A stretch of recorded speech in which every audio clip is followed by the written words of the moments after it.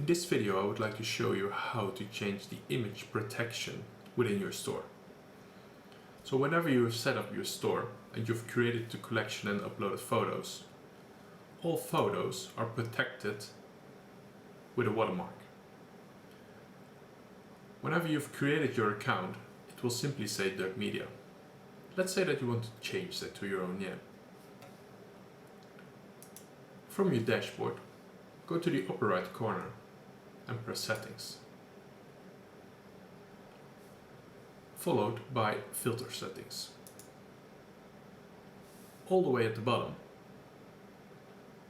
you will find the store copyright.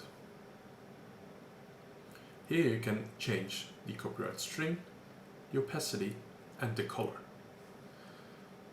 So let's say that we want to change that to our own name, in this case jungle, have an opacity of 30 and the color white is perfect.